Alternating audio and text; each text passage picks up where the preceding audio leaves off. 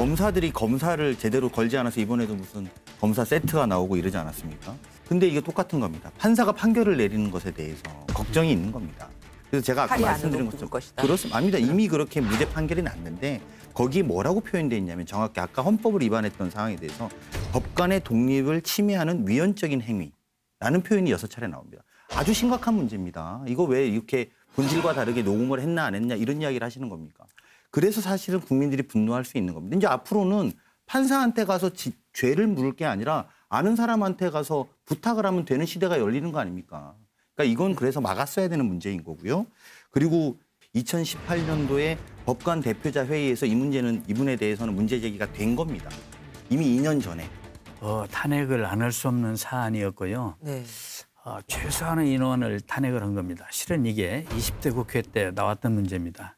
양승태 사법농단 사건이 딱 터져가지고 시끄러웠잖아요. 그때 우리 당에서 수십 명 거기에 관계된 판사들이 있었는데 15명은 탄핵을 해야 한다는 주장이 있었어요. 마지막에 7명은 해야 한다 이렇게까지 갔었어요. 줄여서. 당에서 왜 양승태 사법농단 특별위원회 만들어서 위원장을 박주민 의원이 했지 않습니까? 그때 비공개의총에서 보고를 했어요. 이런 사람들은 부득이 탄핵을 해야 됩니다. 제가 비공개의총에서 반대를 했었어요. 그리고 우리 의석이 지금 충분치가 않다. 그래서 전략적으로 어려움이 있으니 이 문제는 두고 좀 관망하자 해서 그때 탄핵을 안 냈던 거예요. 실은. 그런데 이제 이번에 최소로 줄여서 한 명만 대표적인 사람, 가장 그중에서 죄질이 안 좋다고 본 사람이 이제 임성근 판사였던 거예요. 하지만 판사는 법과 양심에 따라서 재판한다는 믿음을 온 국민들이 가지고 있지 않습니까?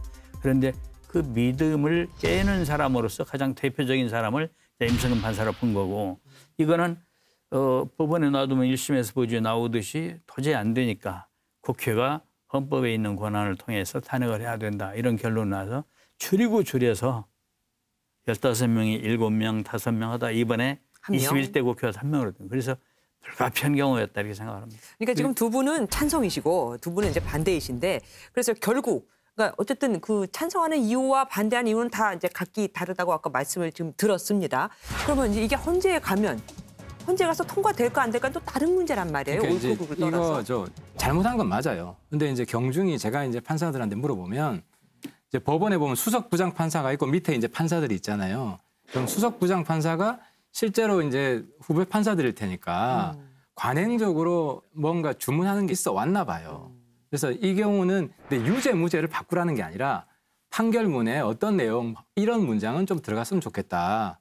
그러니까 이 정도인 거예요. 이번에 문제가 되었던 내용이. 예. 그래서 형량이나 유무죄는 똑같은데 그 안에 표현을 하나 좀 넣어달라 이거란 말입니다. 네, 그래서 듣기에는 헌법재판 가면 그냥 각 하나 기각되고 말씀드렸지만 이게 사안에 문제가 있죠.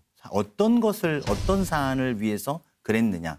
아까 말씀드린 것처럼 박근혜 대통령의 세월호 7시간 아닙니까? 그 전 국민의 관심사였습니다.